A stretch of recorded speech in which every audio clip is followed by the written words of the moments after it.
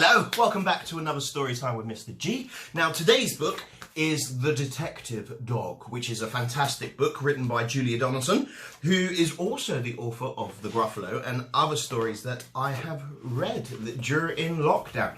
So I hope you enjoy this story as much as I do, and here we go. Now, there once was a dog with a keen sense of smell. She was known far and wide as Detective Dog Nell. Sniff, sniff, sniff, time after time, Nell the detective solved crime after crime. Who threw the hazelnuts down from the tree? Who took the honey away from the bees? Who did a poo on the new gravel path? How did the spider get into the bath? Sniff, sniff, sniff, with a wag of her tail, now the detective was hot on the trail. Nell shared a house with a person called Peter, a very nice child, though he could have been neater. A 6-year-old Peter was one of those boys who kept on mislaying his clothes and his toys. Sniff, sniff, sniff, nose to the ground, these are the things the detective dog found. The bus in the bowl and the book in the bed. The sock in the sofa and the shoe in the shed. The tumble-down teddy, the bounce-away ball. Now the detective discovered them all. Now Nell did detection from Tuesday till Sunday, but did something totally different each Monday. She found Peter's bag and she tracked down her lead, then set off for school when she heard the children read. The children loved reading their stories to Nell, and Nell loved to listen and also to smell. Sniff, sniff, sniff, mixed in the air were plasticine, custard and newly washed hair. The crusts in the bins and the coats on the hooks, but the best smell of all was the smell of the books.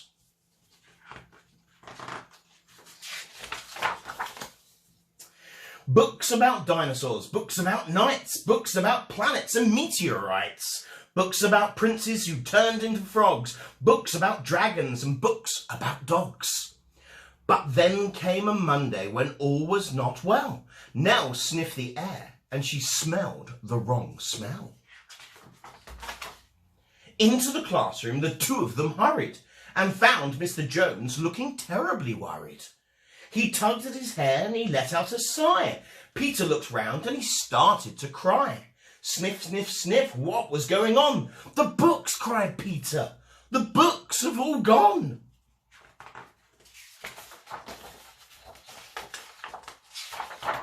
Nell gave a growl and she heard the bad news, but then started sniffing and searching for clues. Sniff, sniff, sniff on the bookshelf.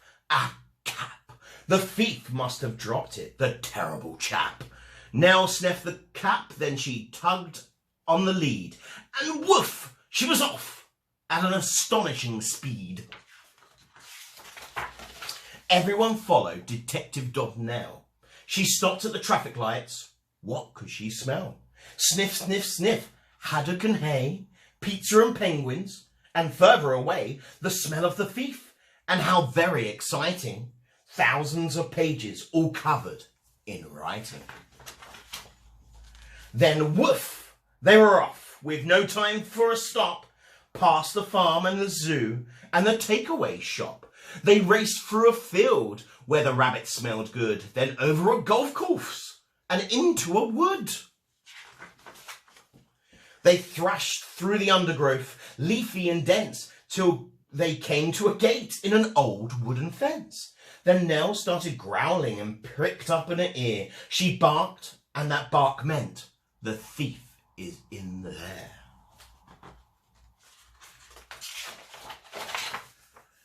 They flung the gate open and Peter cried, "Look!" For there sat a man with his nose in a book.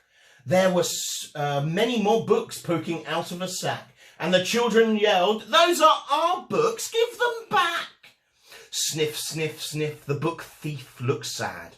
"I'm sorry," he sniffed. "I know I've been bad. Stealing is wrong. But I just meant to borrow. I was planning to give all the books back tomorrow." "To borrow?" To borrow? Nell pricked up an ear. She bucked, and the buck meant, I've had an idea.